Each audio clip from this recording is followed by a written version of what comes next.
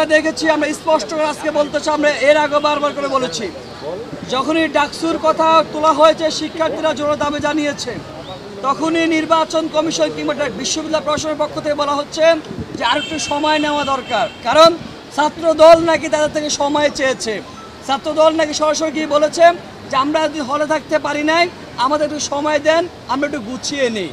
আজকে নির্বাচনের দিন তাদের যে কর্মকাণ্ড দেখে আমরা বুঝতে পারছি তারা কোনটা গুছিয়ে নেওয়ার কথা বলেছিলেন, কোনটার জন্য তারা সময় চেয়েছিলেন, এই গুছিয়ে নেওয়া আসলে কোনটা সেটা আজকে আমাদের মাঝে পড়তে হয়েছিল। কিন্তু আপনারা জানেন, বিগত সময় আমরা বারবার করে বলে এসেছি যে নির্বাচন কমিশন একটা গোষ্ঠীর এজেন্ডা বাস্তবায়নের জন্য তারা কাজ করে যাচ্ছে। আমরা দেখেছি মনোনয়নপত্র উত্তরের দিন থেকে শুরু করে যত আচরণবিধি লঙ্ঘন করেছেন, নির্বাচন কমিশন বিন্দুমাত্র ব্যবস্থা নেন নাই। কিন্তু আমরা দেখেছি প্রতিরূপ তারা কি করেছে, বিপরীত কি, তারা ছাত্র দলের পক্ষে তারা ছাপাই গেছেন। আমরা দেখেছি তানভীর বারী হামিম, সে যখন মুহুর্মুহু করতার দিয়েছেন, একাধিক ব্যক্তিদেরকে নিয়ে তিনি মনোনয়নপত্র উত্তোলন করতে এসেছেন, তখন নির্বাচন কমিশনের কাছে যখন আমরা অভিযোগ দায়ের করি, অভিযোগের পরিপ্রেক্ষিতে তারা বলেছেন তারা তো দরজার ভিতরে যান না, দরজার বাইরে ছিলেন। এটা হাস্যকর যুক্তি।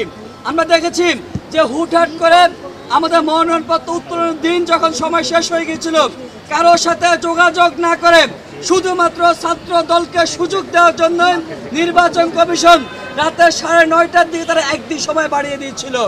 এই অহিকত থেকে, লন্ডন থেকে নাকি অন্য কোনো জায়গা থেকে, সেটা আমাদের আজকের অবস্থাকে আমরা বুঝতে পারতেছি। আমরা বারবার করে বলে আসছি যে ছাত্র দল, শিবির, অন্যান্য ছাত্র সংগঠনের মধ্যে একটা প্রতিযোগিতা চলতেছে, কে কার চেয়ে বেশি আচরণবিধি লঙ্ঘন করবেন। বন্ধুগণ, আপনারা কখনোই শুনুন নাই যে বাংলাদেশ গণতান্ত্রিক ছাত্র সংসদ সমর্থিত যে প্যানেল, সেই প্যানেল কোনো প্রার্থী কোনো ধরনের আচরণবিধি লঙ্ঘন করেছেন আপনাদের পক্ষ থেকে, কারণ আমরা শুনি নাই কিন্তু সেরকম বিষয়। কিন্তু আমরা বারবার করে অভিযোগ জানিয়ে এসেছি যে এই কারচুপিগুলো হওয়ার সম্ভাবনা আছে। আমরা বারবার করে নির্বাচন কমিশন যেটা বসছি, তারা বারবার করে আমাদেরকে একটা আশা দিচ্ছেন যে আল্লাহ ভরসা কিছুই হবে না, আল্লাহ আমাদেরকে জানেন, যে আল্লাহ ভালো জানেন। তারা শুধু ধর্মী বাণী শুনেছেন। আজকে এসে দেখেছি যে কিভাবে এত বিশৃঙ্খল একটা ডাকসু নির্বাচন হয়। আমরা একটা বিশৃঙ্খল ডাকসু নির্বাচন কখনো কাম্য করি না। এত ধরনের ষড়যন্ত্রের পরও শিক্ষার্থীরা স্বতঃস্ফূর্তভাবে এই তীব্র গরমের মধ্যে তারা ভোট দিতে এসেছেন, কিন্তু তাদের সাথে তামাশা করা হচ্ছে। নির্বাচন কমিশন সর্বোপরি একটা গোষ্ঠীকে তারা সার্ভ করে যাচ্ছেন। তারা বলেছেন ভোট কেন্দ্র সুষ্ঠু থাকবে, নিরাপদ থাকবে, কিন্তু আমরা দেখেছি যে এই যে প্রার্থীরা, ছাত্র দলের প্রার্থীরা বিশেষ করে একদম ভোট কেন্দ্রে 100 মিটার ভিতরে ঢুকে, আরে ভাই আপনি একদম দরজার ভিতরে ঢুকে, কেন্দ্রের ভিতরে ঢুকে, আমরা দেখেছি ছাত্র দলের বিপরীতে আবিদ, তিনি কেন্দ্রের ভিতরে ঢুকে গেছেন। এখন পর্যন্ত বিন্দুমাত্র কোনো পদক্ষেপ দেন নির্বাচন কমিশন। আমরা দেখেছি ভোট কেন্দ্রের ভিতরে ঢুকে প্রার্থীরা বারবার করে টানা হেঁচা করছেন, ভাই আমারে ভোট দেন, ভাই আমারে ভোট দেন। এগুলো কি ভাই?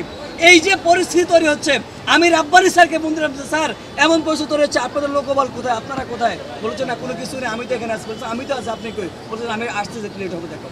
এই হচ্ছে পরিস্থিতি। তারা বারবার করে ডিলেমা দিচ্ছেন। আমরা দেখেছি এই যে এমপিএলে ভর্তি করে বারবার করে, আমরা দেখেছি আতাত হচ্ছে যে আমাদেরকে এমপিএল দিলে আমরা ডাকসুতে আসবো। আজকে বুঝতেছি যে এমপিএলে ভর্তি হয়ে আদু ভাইরা কিভাবে কারচুপি করতেছে, নির্বাচনকে ইঞ্জিনিয়ার করতেছে এমপিএল আদু ভাইরা।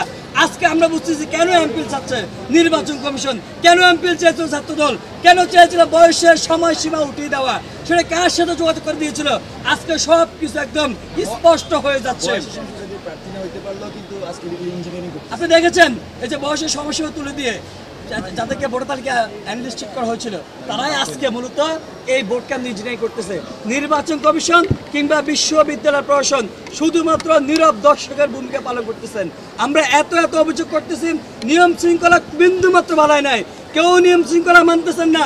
নির্বাচন কমিশন বারবার করে বলে আসছেন যে আমরা লাস্ট দিন অন্তত নিয়ম শৃঙ্খলা শিথিলতা দেখাবো না। আমরা আপনাদেরকে নির্বাচন কমিশনকে বারবার বলেছি, সংবাদ মাধ্যমের মধ্য দিয়ে বলেছি যে ভাই নির্বাচন কমিশন এর আগে যতগুলো আচরণবিধি সেট করেছেন তার বিন্দু মতো তারা কোনো কিছু পালন করতে পারেন নাই, বাধ্য করতে পারেন নাই। যারা অমান্য করেছেন তাদেরকে আইনে আওতা আনতে পারেন না, ব্যবস্থা নিতে পারেন নাই। তারা নির্বাচন কি করবেন? আমরা এটা আশঙ্কা জানিয়েছিলাম। নির্বাচন কমিশন বলছেন বাবা আমরা দেখতেছি, আমরা পারবো, কিন্তু আজকে দেখতেছি তারা মূলত কার এজেন্ডা বাস্তবায়ন করতেছে। কোত্থেকে ওই আসে আবার মনোনয়নপত্র উত্তরের দিন বাড়ে, কোত্থেকে ওই এসে এমপিএলের ভোটাধিকার বাড়ে, কোত্থেকে ওই এসে আদুবাইদেরকে নিয়ে এসে নির্বাচনকে ইঞ্জিনিয়ারিং করা হয়। এটা আজকে সব কিছু স্পষ্ট। বন্ধুগণ, আমরা এমন কোনো ডাকসু চাই না। এত বড় গণ অভ্যুত্থানের পরে এমন ডাকসু কখনোই কাম্য না। আমরা আলাপ আলোচনা করতেছি, এই ডাকসুর পরিস্থিতি কেমন হবে কি হবে সেটা আমরা আলাপ আলোচনা করে পরবর্তী সমস্যার মধ্যে আমরা আমাদের অবস্থান জানিয়ে দেব। সানশাইন আটা ময়দা সুজি। ভালোবাসায় তুই রে।